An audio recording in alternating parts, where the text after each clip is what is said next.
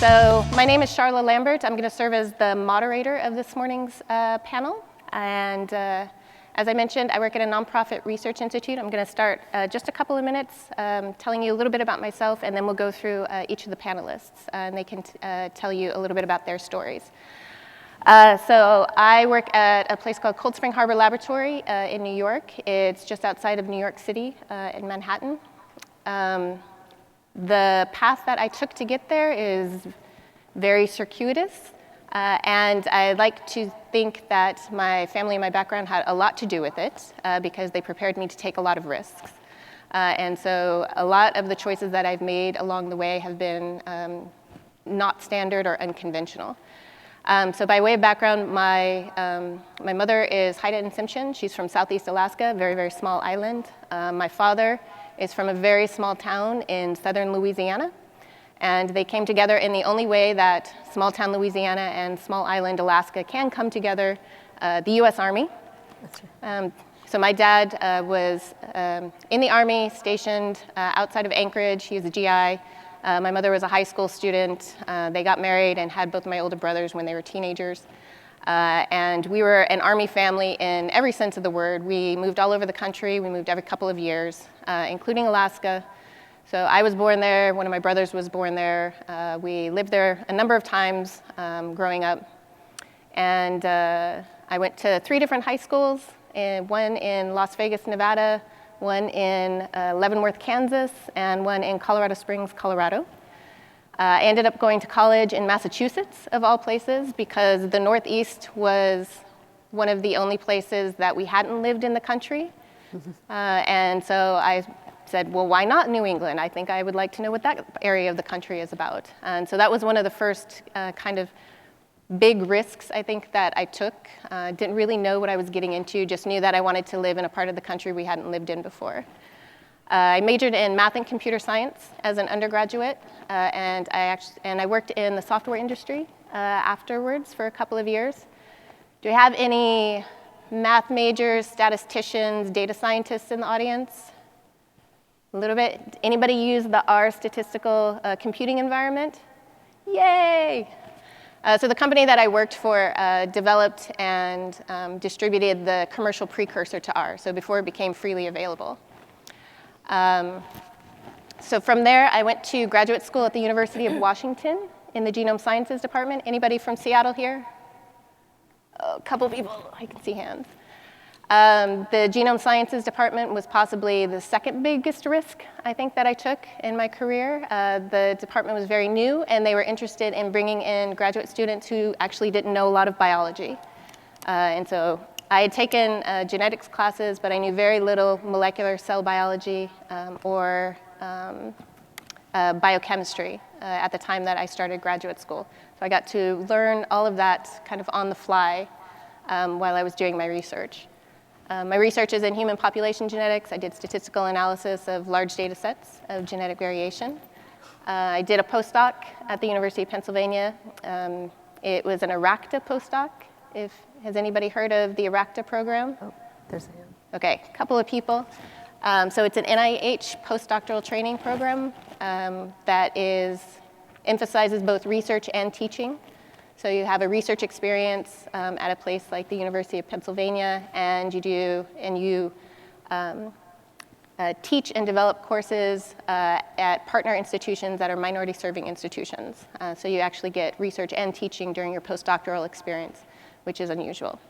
And from there, I moved to Cold Spring Harbor, where I do educational programming for graduate students, postdocs, and independent investigators. And so it's a lot of communication, it's a lot of education. I get to design courses, I get to figure out how they're funded, I get to evaluate, see what we did right, what we could improve upon. And so from start to finish, I get to help run a lot of educational programs at the graduate student and above level. So that's a little bit about me. I'm going to hand it over to Maria now, and she's going to tell you a little bit about her story and how she got to where she is. Thank you, Charla. Good morning, everybody. Buenos dias. My name is Maria Mochis. I'm a senior scientific researcher at Genentech, which is in South San Francisco. And I'm very happy to be here today to share some of my experiences with you all. But first, I want to tell you a little bit about myself.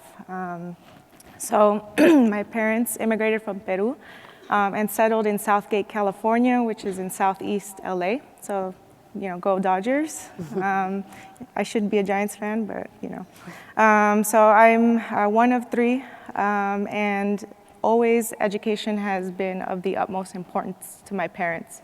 I'm first-generation college student, but nonetheless, they emphasize the importance of it, and even more so my older siblings as they navigated through the community college system. And one major influence on my education was my older brother. He would let me tag along with him once he transferred to Cal State LA and let me sit in on his classes while he was a business major. And this was a big deal for me because it made me I was able to visualize myself in a college classroom. And so after I finished high school, I attended UCLA. And initially, you know, how did I find my way to science and research? So when I was a kid, I was my mom's consentida, and she let me have many pets in the house. My siblings were pretty angry about that. So I thought, what I thought was interesting was if I knew more about how physiology worked or how the body worked, that maybe when my pets were sick, I could help them get healthy. And so as I matured, I realized that perhaps being a physician would help me fulfill that curiosity about learning how the body worked. And so initially I was pre-med, and I had some obstacles while I was at UCLA. My first year, I struggled academically, so I was trying to learn better. I needed to learn better study habits. So that was a little discouraging initially.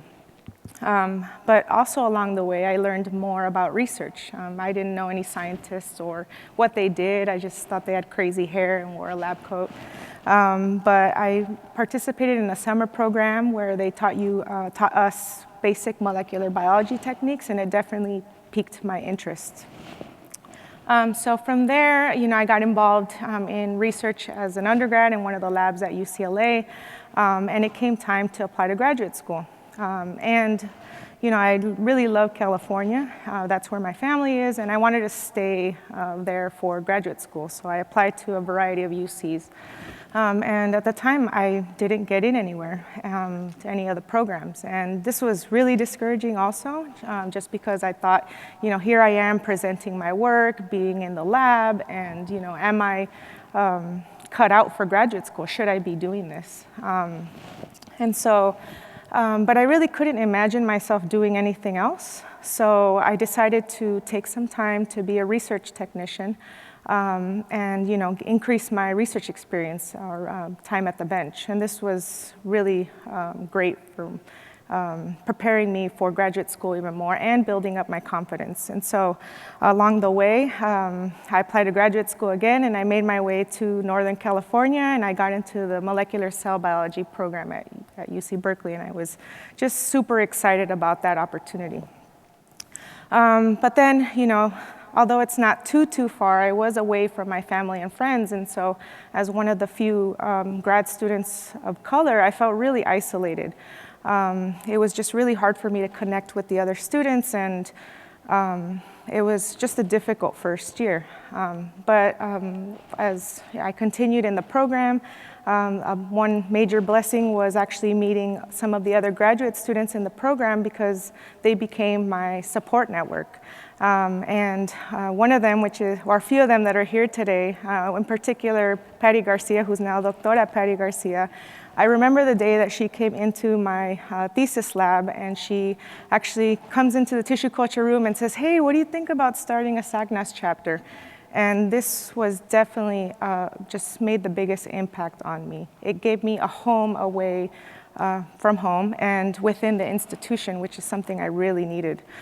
And aside from providing a support network, it also provided opportunities or facilitated opportunities for doing outreach, which was something that was really important for me to keep doing to stay motivated in the graduate program.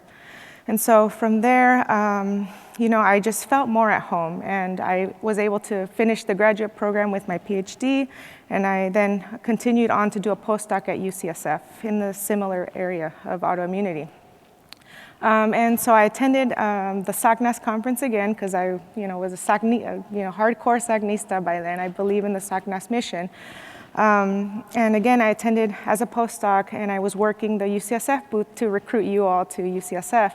And there I met Dr. Joseph Castro, who then was the Vice Chancellor of Student Academic Affairs. And he posed to me a very familiar question, what do you think about starting a SACNAS chapter at UCSF?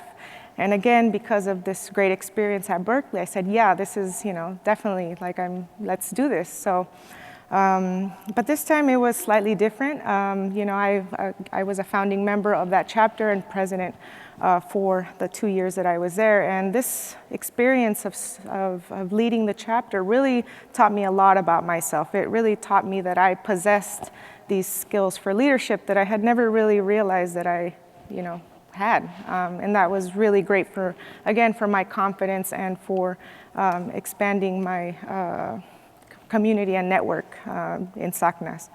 And so after a few years of being at UCSF, I took an opportunity to at Genentech, and so I've been there a little bit over a year now. And so I'm pretty early on in my career, but I'm confident that SACNAS will continue to support me as I progress in my career. So thank you for your attention.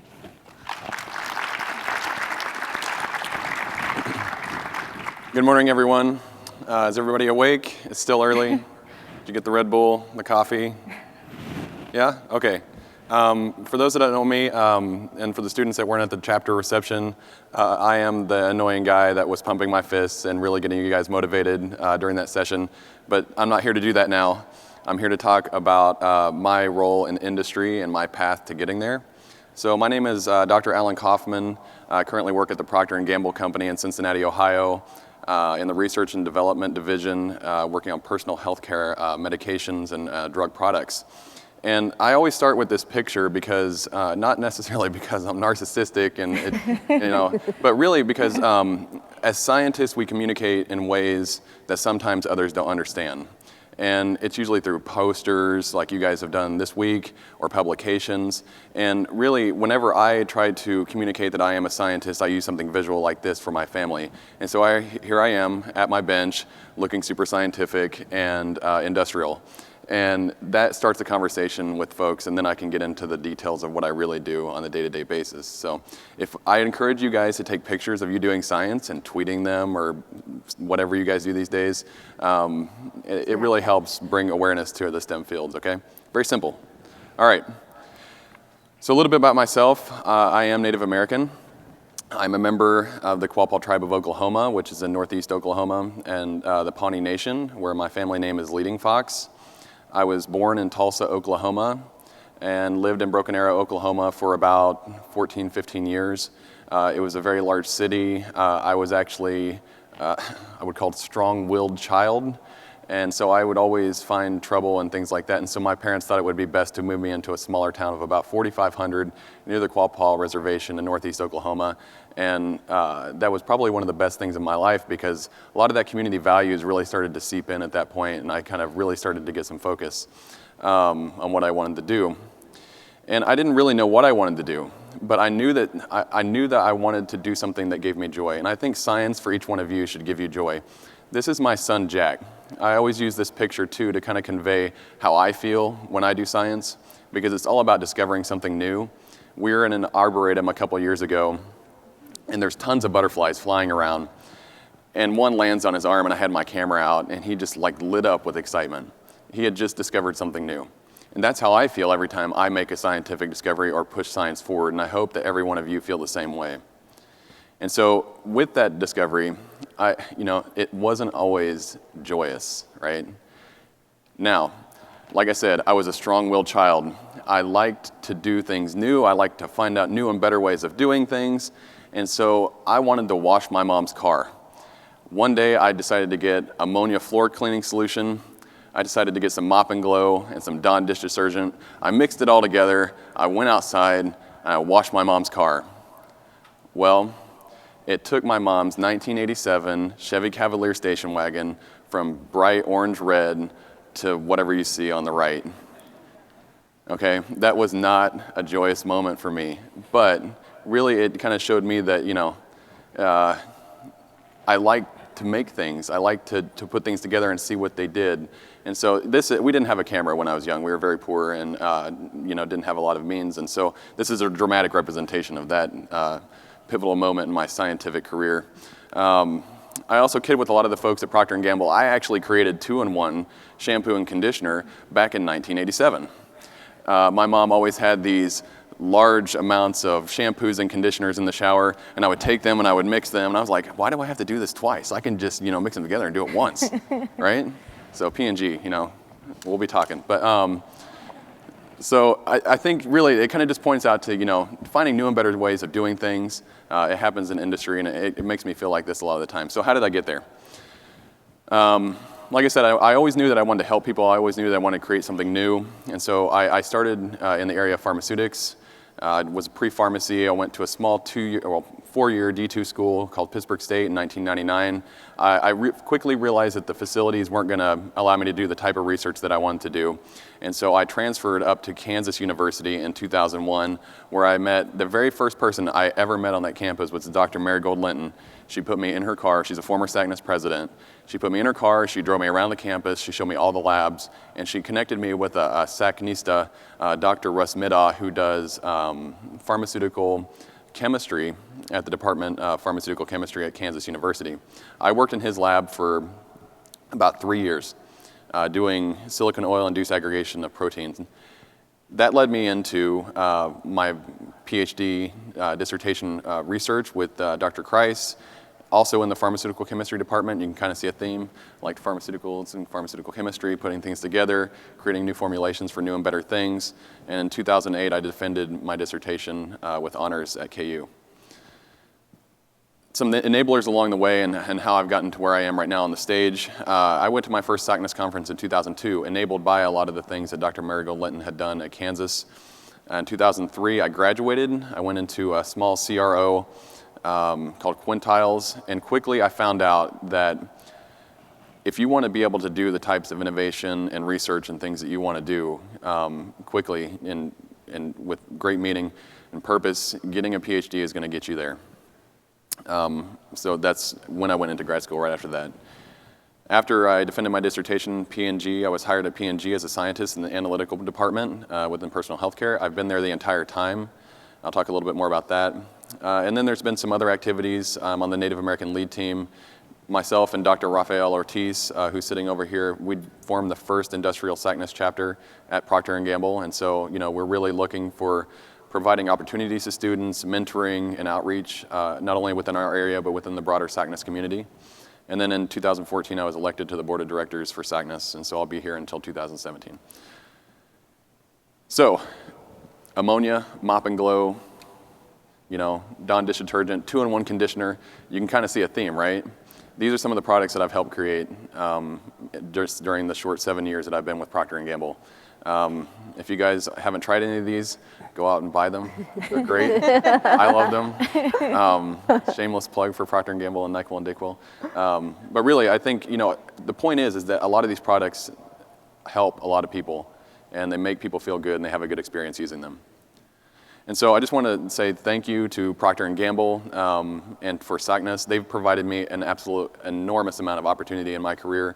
But first and foremost, my family. And so my 3 children, I actually have 4 now. Ashlyn's not in there. But I've seen a lot of great things. I've been to the Pine Ridge Reservation in South Dakota and talked with the Red Cloud Indian School. I've been to Jerusalem and the Wailing Wall and saw Calvary where Christ was crucified. I've been to Rome. I've been 10 feet from the Pope. That's a story I'm not going to tell right now. And I've been to France, and I've seen a lot of great things and had a lot of great experience, and it's been enabled through this community and also through Procter & Gamble. Yep.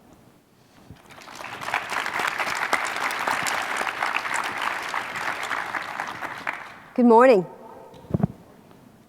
People are awake. Thank you very much, first of all, for coming and joining us here today. I'm honored and proud to share the stage with my colleagues. My name is Clara Varner, and I am an aerospace engineer who works at the Central Intelligence Agency, and I've been there for almost 24 years on the 3rd actually. Came straight out of college, and I'll tell you a little bit about me and how I got to my position. And I've had various different assignments in the organization, but I'd kind of highlight a couple of things along the way. But I entitled this introduction as From the Barrio Hails a Patriot. Barrio, I'm talking about free lunch kid. I'm talking about both my parents went all the way up to the 3rd grade. My dad, though, in the Army, went all the way up to the 6th before he went out to fight in the Second World War, and I'll tell you a little bit about them. Here we go. My heritage. So from my dad's side of the family, I've got Irish and Spanish blood. On my mom's side, it's Native American and Mexican. And to kind of bring it all together with the SACNAS team, I'm both Native American and Chicana, right? From the Native American part, I am Carancoa. They're from South Texas and Corpus Christi. You can't see very well, but on the right top corner, that's my youngest son. I've got 4, and I'll tell you a little bit about them in a minute. But that's Elijah standing very proudly next to the a statue of a Carancoa Native American at the Nueces County Courthouse, excuse me. But I wanted to show you a little bit about myself. That means my parents. My daddy, Carlos, grew up in South Texas, in San Benito, if anybody's aware of the Valley of Texas. Ahí está en McAllen, there you go. And he instilled in me patriotism. My mom is from Kingsville, Bishop area, so if anybody has heard of the King Ranch, that's where my folks come from. Thank you, there you go. My grandmother, as a matter of fact, was a nursemaid to the King Ranch family. That means they bought our poor family lots of food so that my grandmother could make nice, healthy, nutritional milk so that she could nurse their babies, if you believe it or not. So for my mom, though, tenacity. Don't give up, no matter what. The odds will be stacked against you. That's okay. Show them who you are. Tell them why you need to be there. And both of them faith. Right? They instilled faith in me. That's what keeps me going, and to separate that whole professional thing from the personal thing is impossible for me. That is the core of me and why I continue to go. Those pictures on the bottom right are all me. When I was born, that was the first picture they took of me. Those are my footprints. Picture with my mom, and that small picture of myself also that my daddy taped to his dash in his car from 1970, whenever that picture was taken, till he became disabled from his strokes and could no longer work. That picture was everywhere he went. Family, so there you go. The Villarreales are the ones that hailed from the San Benito area, the Ortegas from Kingsville area. Those are my dad, my mom at my sister Mary Jane's quinceanera. That was in 19 something.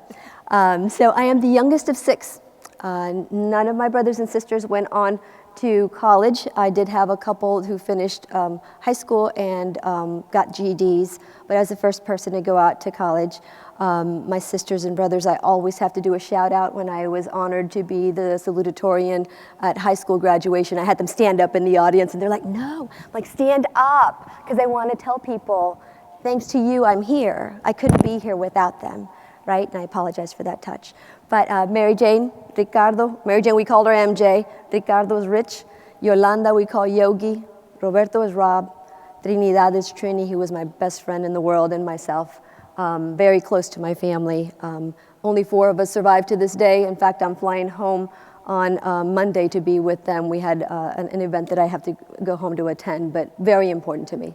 So there you go, my heritage, my family, my home is Texas. I'm the 3rd generation Texan. My grandparents were also born in South Texas. So when people might consider, why are you here, or you don't belong, I'm like, time out, man. My people have been here from the get-go, right? Corpus Christi is where I was born. A lot of those pictures I took. And that's my heart. That's where my heart rests, and that's where I hope to be sometime soon.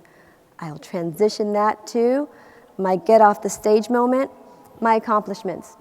High school graduation, college graduation, you see on the sides. My quinceanera, that I lived a life that allowed me to have that type of a celebration of my contribution to my family, my extended everybody that was important to me. On the right of that is my daughter Kiara, who also had an old style kind of quinceañera, none of this social debutante thing. We did padrinos. We had back down in Corpus Christi, and we had our quinceañera also a few years back. And then in the lower pages are Kiara and Austin, my son, who happens to be here with me this morning. Their high school yearbook ads that I took out. Very proud of them to be high school graduates and going on to do better things. In the middle there, all bringing it together. Myself, my husband, and all 4 of our children, 23 years old, 21-year-old, 19-year-old, and almost 8. Together is what's important to me and how I got to where I am. And oh, by the way, yeah, I've worked at the Central Intelligence Agency at the bottom for 24 years. I've done amazing things. As an aerospace engineer, I've touched components of surveillance satellites that are up there taking pictures and listening from space.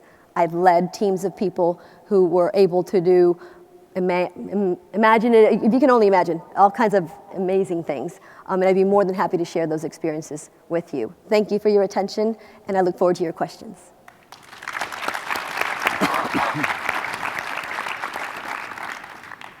All right, so this is the part of the program where we actually turn it over to you. So for most of the rest of the session, we would like you to ask the panelists questions. Anything is game about their background, their obstacles they might have faced, their educational decisions, their careers, what they do, what they've studied. And so if you have a question for one of our panelists, we're going to ask you to come up here to the microphone. It's kind of in the center. I don't know if all of you over there can see it, but it's right here down in front. So we can have you line up. And before you ask your question, just give us a little bit of an introduction about yourself. So it could be your name, where you're from, what institution you're at, what you're studying, what your year is, what you want to be, what your next step is going to be. So in the interest of time, to make sure that everybody has a chance to ask questions, we're going to limit you to 1 question at a time. And so if you have more questions, you can get back in line if you want to. If you have long stories or other things that you want to talk to the panelists about, you can come up after the session is over and chat with them one-on-one. All right, is everybody ready? Okay, so while you all wake up and get steeled so that you can come up to the mic and ask questions, I'm going to start us off with a couple of questions for the panelists.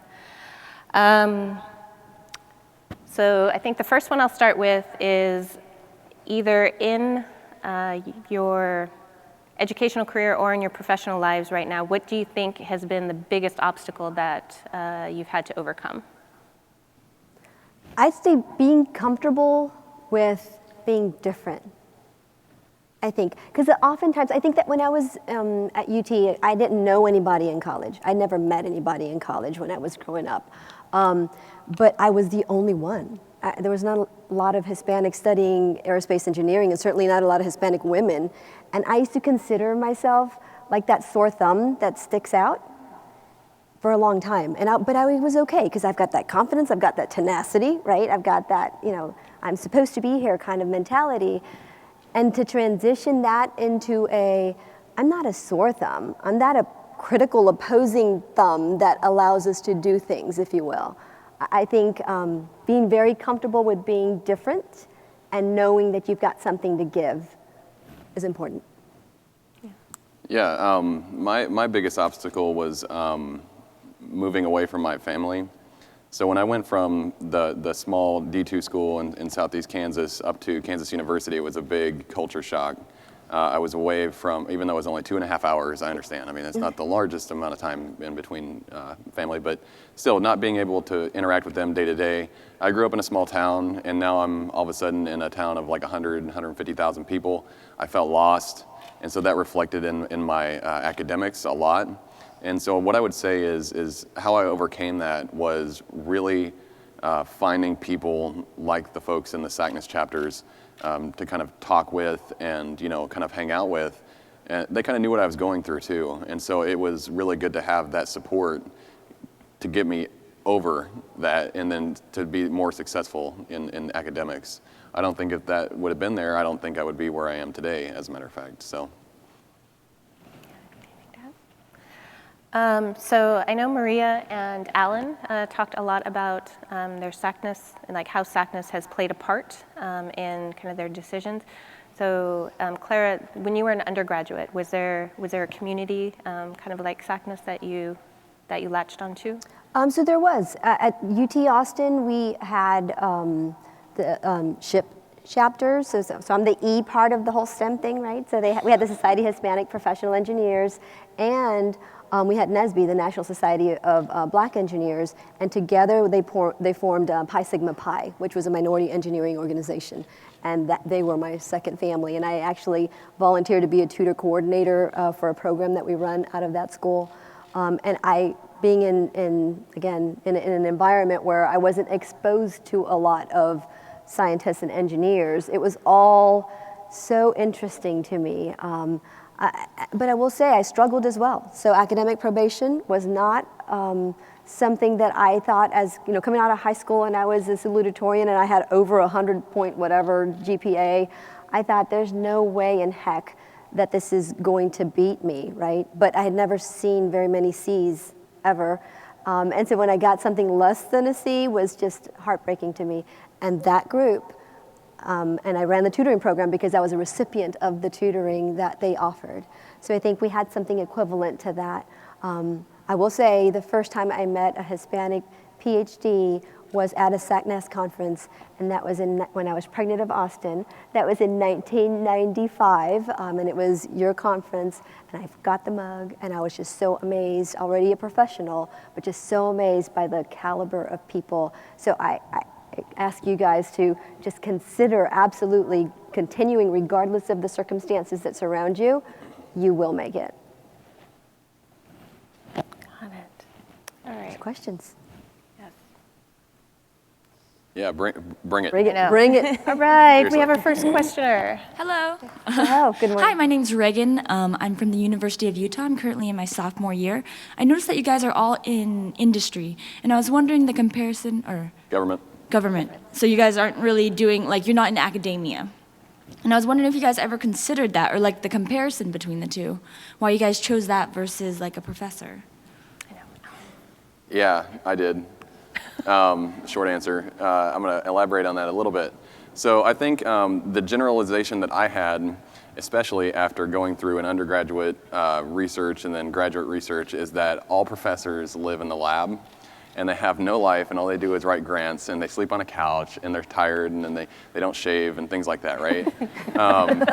That was my filter, and I didn't necessarily want to do that. I knew that I wanted to have a good work-life balance, and I thought that industry was very clear and distinct in how that played out, right? And it was a 9 to 5, and you got a paycheck, you could go home, you could watch a baseball game and things like that, And so I did consider it for a while. I thought about doing a postdoc and then going into academia, but the notion of writing grants and being dependent on somebody else for funding and things like that didn't necessarily appeal to me. Now, I know that generalization is now wrong. I think professors do have lives and they do great things outside of their science. So I just want to make that clear, but I think at the time it wasn't really clear to me. So.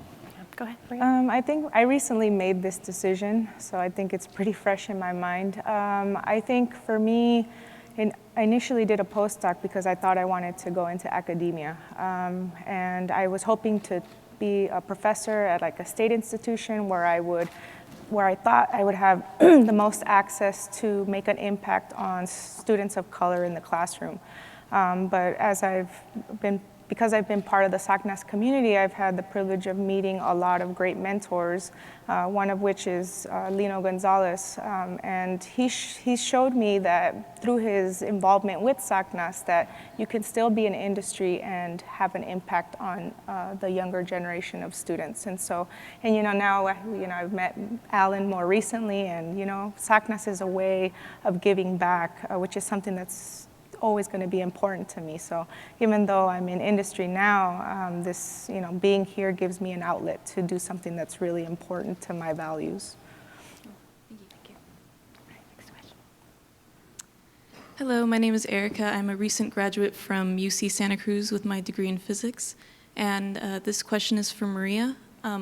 Because of your initial struggle getting your undergraduate degree, do you have any advice for students who are struggling in their academia, in their undergraduate degree, and also do you have any advice for people who are applying to graduate programs who don't necessarily have a really high GPA or perfect track record? Definitely. I think one thing that, having that experience of being on academic probation, it just left me with a chip on my shoulder that was really hard for me to shake, to the point where I was very, very intimidated by faculty. I thought that they would just think I was really dumb and that I didn't belong there. And so I think it's taken me quite a while to build up my confidence. I think the time that I took off as a graduate student after undergrad, I think was really great because one, I got more research experience and it made me confident that I knew that I wanted to go to grad school and that I could be successful at the bench. I really took that time to, excuse me, immerse myself in the lab that I was in, to talk to people. Sorry. And I think one thing that I regret is not identifying mentors earlier. I think that for some reason in my mind, I thought being a mentor, finding a mentor meant that I was going to find a clone of myself that was slightly older and that was doing the exact same thing I wanted to do.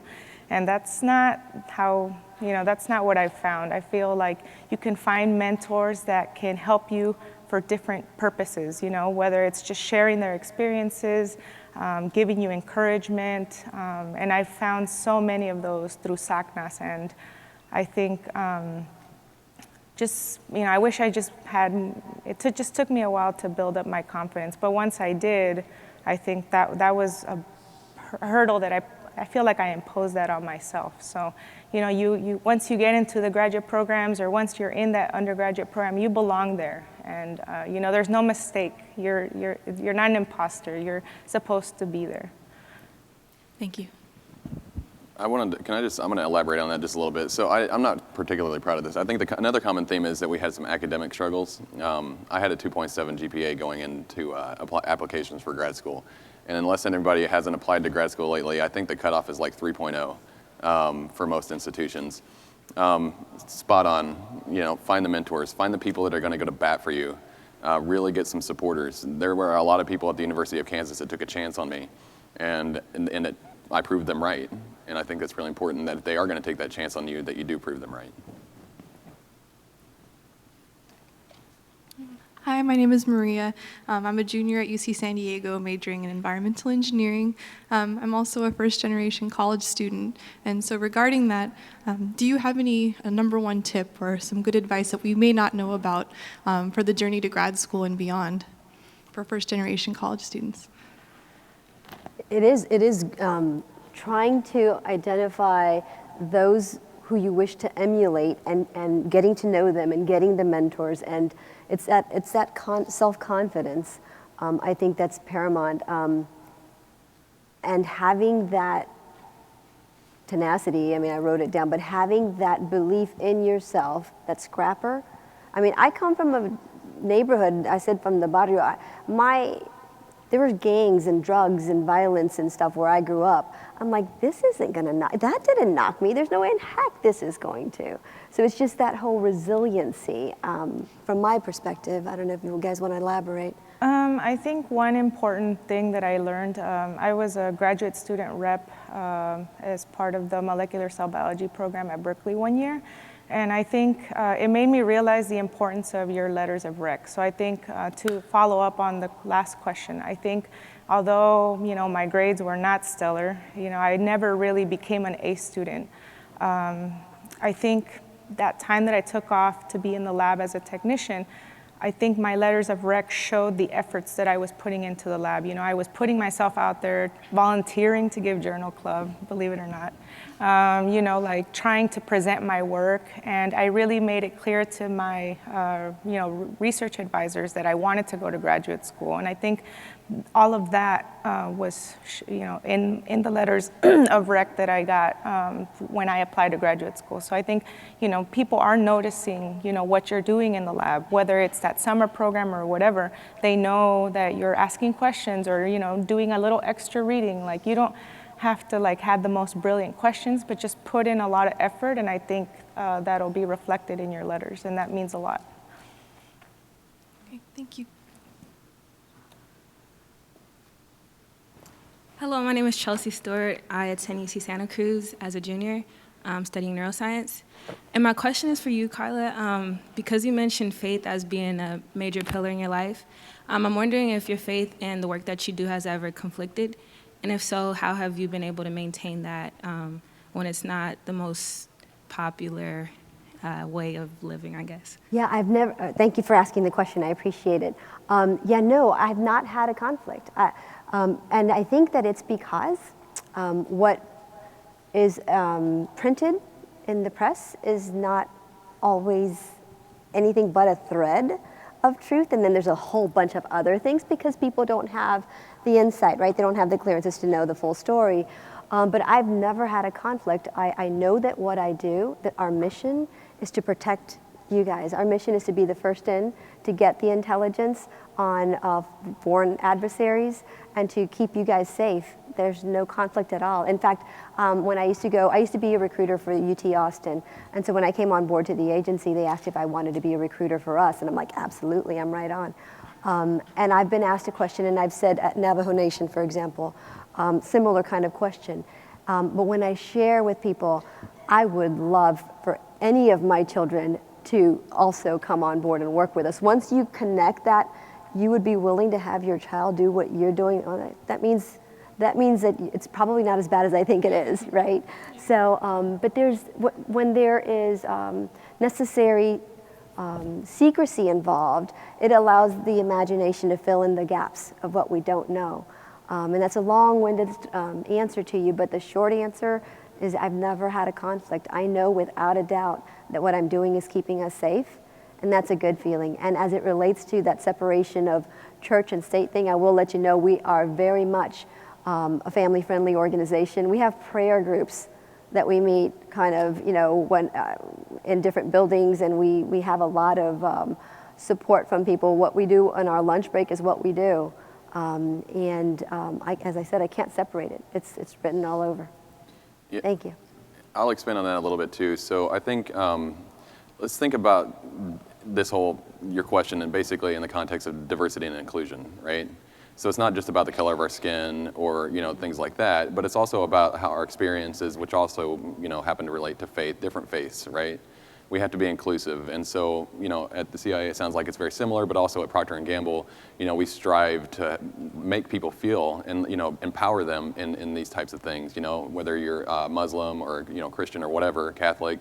You know, we understand that if that's who you are and you can't take that away from you, by you having that feeling that you're empowered, you're going to bring your whole self to work, and you're really, really going to innovate like at the next level versus something or some other thing that's like, you know, oppressing that.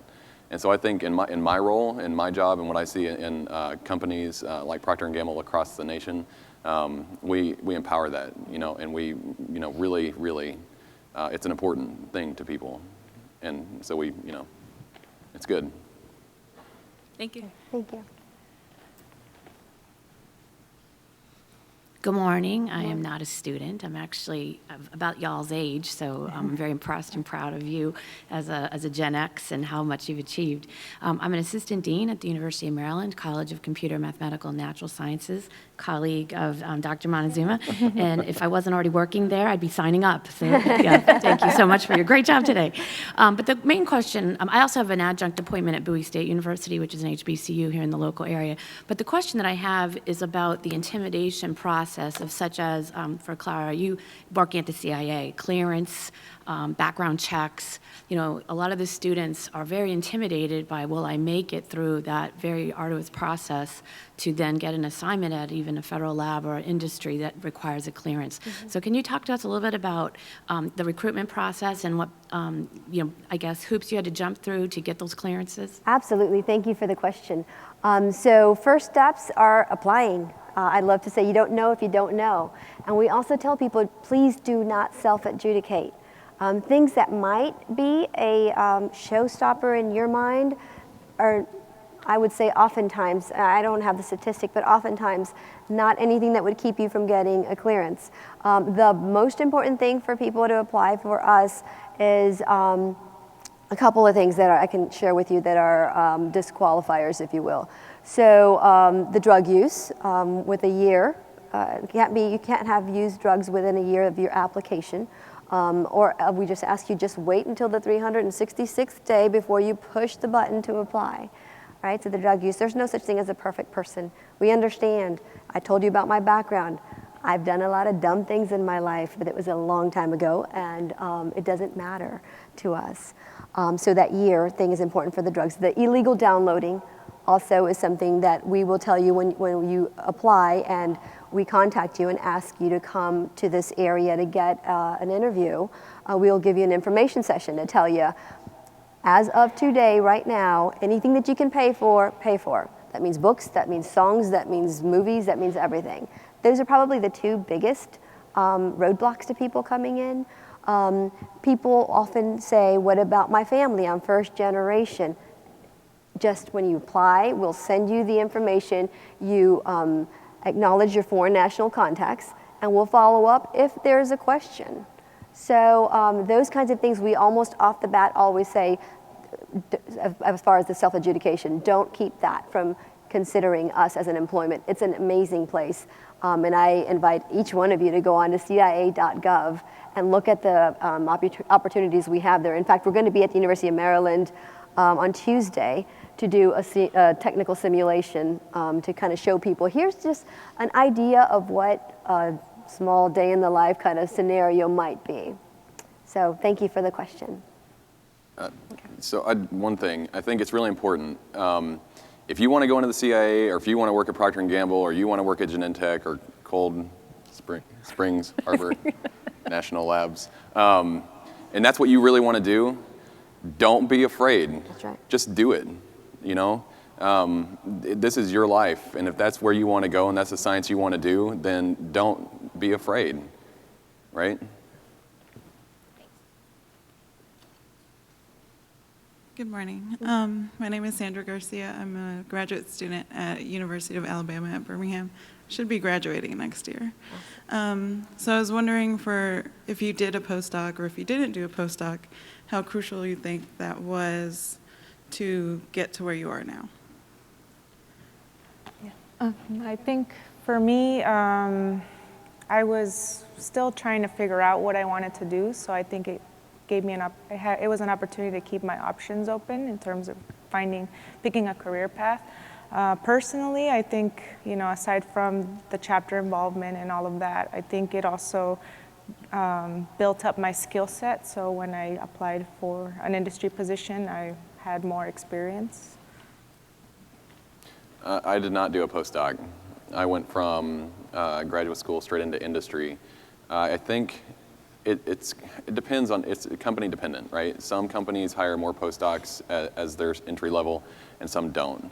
At the time, I went through a pretty intense industry program at the pharmaceutical chemistry department. It was very focused on industry, funded by industry, and that was very deliberate on my part, because that's where I knew that I wanted my trajectory to go to.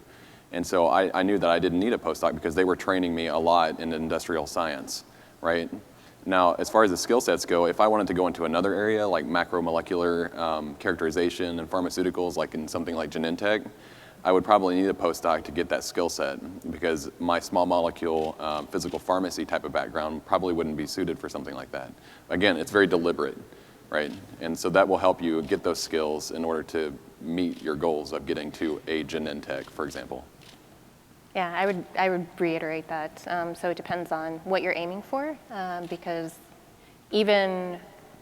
so other career paths that aren't necessarily represented up here that are off the tenure track require a postdoc, especially in biological sciences. So it could be science communication, it could be editing, it could be a whole variety of other things. So if there is a skill set that you don't currently have that you think you will need, whether it's you're switching fields research-wise, whether you want to get more teaching experience, then you can choose a postdoc strategically in order to give you a couple more years of experience under your belt. One last thing. Okay, sorry, I talked too much. If your heart is set on a certain company or a certain research area, go and talk to the people that work at that company in places like this. For example, Procter & Gamble, are we hiring more postdocs now? Is that what we're seeing?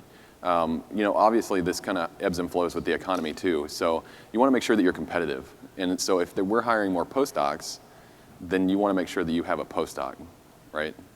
You just want to set yourself up for success.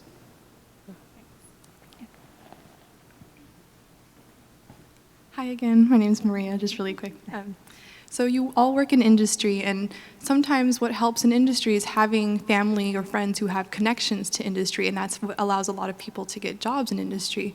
But many of us may come from backgrounds where we don't have those connections. We don't know anybody in these big industries. Did you have to do anything extra to get your job, and what advice do you have for us? So I don't come from industry, I'm federal government, and I didn't know anybody. I didn't even know what the CIA did. When I was at UT Austin and I was involved in SHIP with the minority engineering organizations, and the CIA recruiter, who is still one of my greatest friends,